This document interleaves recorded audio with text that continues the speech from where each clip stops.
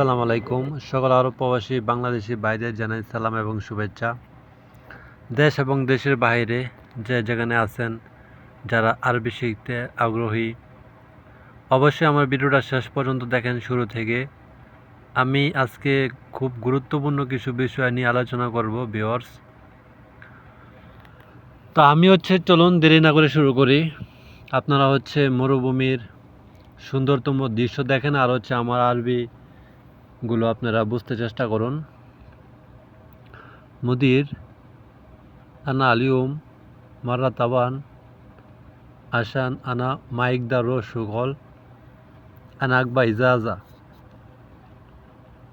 মুদির আনা আলিউম, এখানে মুদির শব্দের অর্থ হচ্ছে বস, আলিউম শব্দের অর্থ হচ্ছে আজ, আনা শব্দের অর্থ হচ্ছে আমি, তাবান শব্দের অর্থ হচ্ছে ক্লান্ত।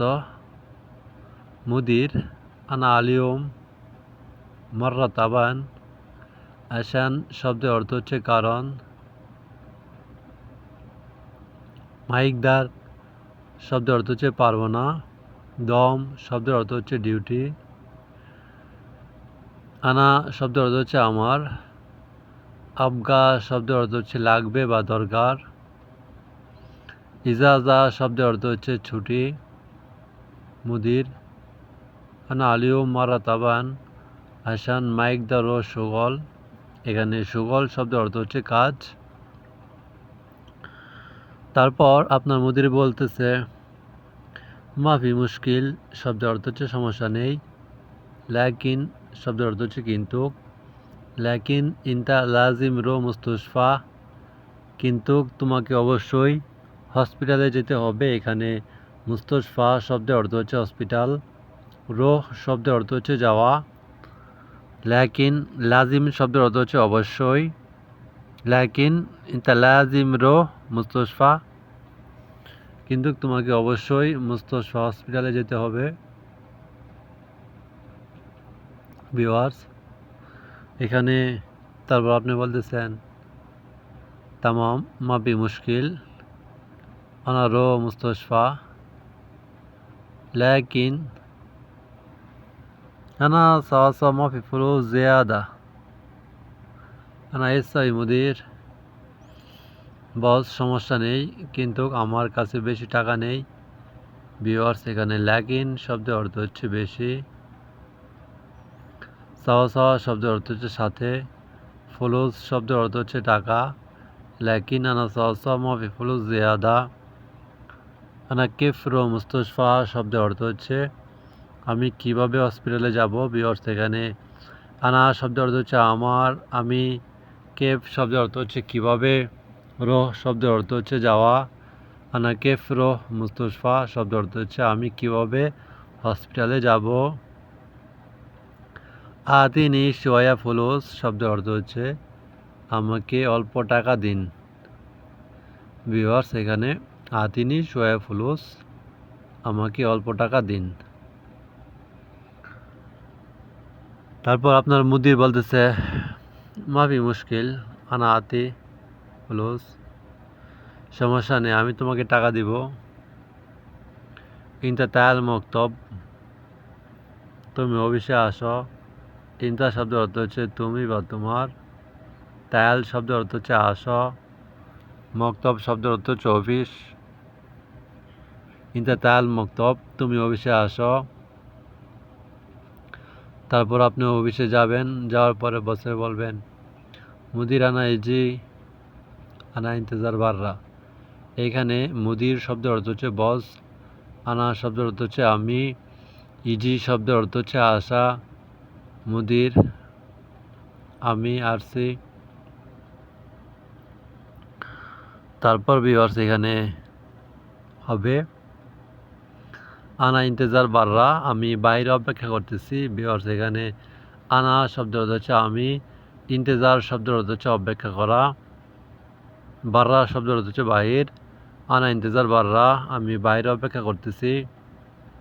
তারপর আপনার বসে বলল তামাম মাফি মুশকিল তাল হাগো গুরফা, তাল আমার রুমে।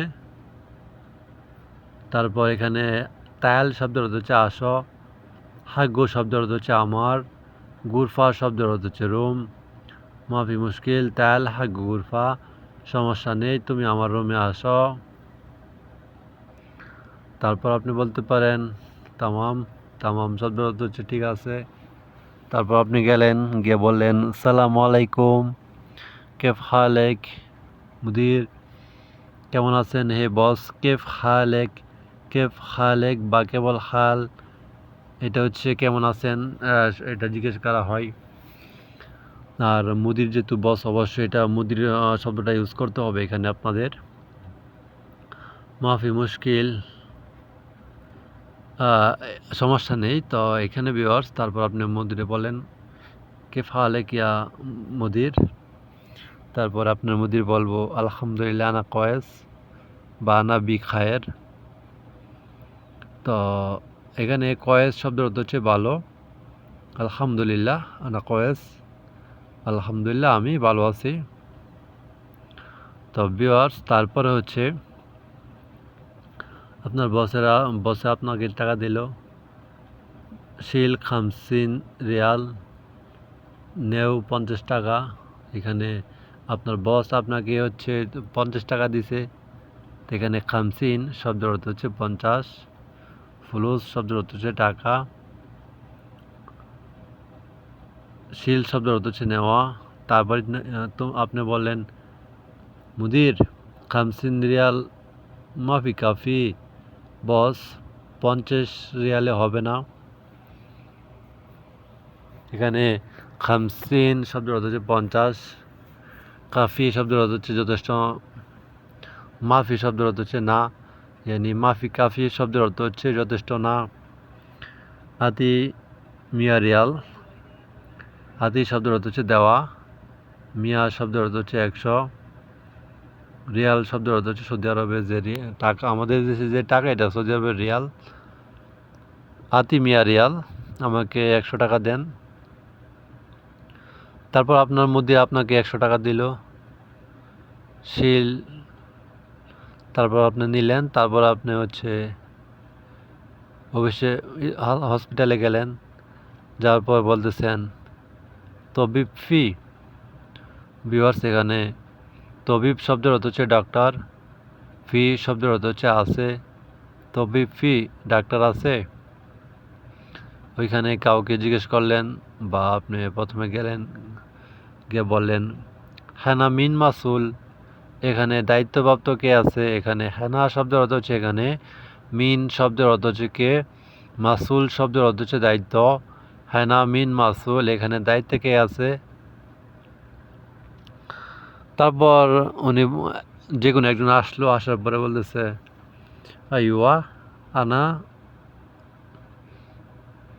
কালামেশ মুশকিলা। এখানে কালাম শব্দের অর্থ হচ্ছে বলা, বা গোল শব্দের অর্থ হচ্ছে বলা। কালামেশ মুশকিলা, বলো কি সমস্যা। তারপর আপনি বলেন আনা সোয়া তাবান, আমি একটু অসুস্থ। সোয়া শব্দের অর্থ হচ্ছে একটু, তাবান শব্দের অর্থ হচ্ছে দুর্বল বা অসুস্থ। আনা সোয়া তাবান। হোয়েন তবিব, ডাক্তার কোথায়। হোয়েন শব্দের অর্থ হচ্ছে কোথায়, হোয়েন তবিব, ডাক্তার কোথায়। তারপর আপনাকে বললেন রহেনা, ওইখানে যাও। বাদিন ইন্তেজার বাররা, তুমি বাইরে অপেক্ষা করো। ইন্তেজার শব্দের অর্থ হচ্ছে অপেক্ষা করা, বাররা শব্দের অর্থ হচ্ছে বাহির। বাদিন ইন্তা সিরিয়ালিজি তবিব কালাম, বাদিন তার গোরফা, তোমার সিরিয়াল আসলে ডাক্তার তোমাকে ডাক দিবে, তারপর তুমি তোমার রুমে যাবা। এখানে গুরফা শব্দের অর্থ হচ্ছে রুম, তবিব শব্দের অর্থ হচ্ছে ডাক্তার। তারপর আপনার সিরিয়াল আসলো, আসার পর আপনি বললেন তবিব আনা বাদিন। পরে আপনার ডাক্তার বলল এস মুশকিল কালাম, কী সমস্যা তোমার বলো। তারপর আপনি বলেন আনাফি সোয়া হারারা, আমার একটু জ্বর আসছে। আনাফি বারিদ, আমার একটু ঠান্ডা লাগছে। আনারাস আওয়ার, আমার একটু মাথা ব্যথা। এখানে আওয়ার শব্দের অর্থ হচ্ছে মাথা ব্যথা, রাস শব্দের অর্থ হচ্ছে মাথা। তারপর হারারা শব্দের অর্থ হচ্ছে গরম, বারিদ শব্দের অর্থ হচ্ছে ঠান্ডা লাগা। তারপর আপনার ডাক্তার আপনারা দেখে ওষুধ দিয়ে দিল। তারপর বলল রো সাইদালিয়া, ফার্মেসিতে যাও। রো শব্দের অর্থ হচ্ছে যাওয়া, সাইদালিয়া শব্দের অর্থ হচ্ছে ফার্মেসি। রো সাইদালিয়া, ফার্মেসিতে যাও। শিল দাওয়া, মেডিসিন নাও। তারপর আপনি হচ্ছে ফার্মেসিতে যাবেন, গিয়ে ওষুধ নেবেন, ওষুধ নিয়ে বাড়িতে আসবেন, আইসা রেস্ট করবেন। তো ভিউয়ার্স, আজকের ভিডিওটা কেমন লাগলো? মানে একটু নিত্য নতুনভাবে আমি আপনাদের নিয়ে আসছি।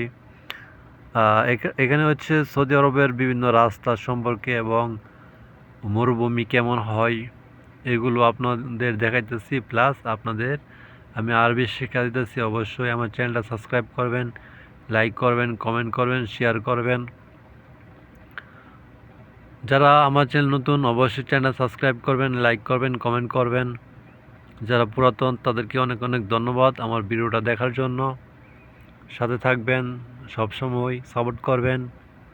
আমি আপনাদের জন্যই কাজ করি, আপনাদের জন্য ভিডিও বানাই। আপনাদের উৎসাহ পাইলে আমি আরও বেশি বেশি করে ভিডিও নিয়ে আসবো। এবং কী ধরনের ভিডিও আপনারা পাইতে চান আমার কাছ থেকে অবশ্যই জানাবেন। কাজের ক্ষেত্রে সব ক্ষেত্রে ইনশাল্লাহ। ধন্যবাদ।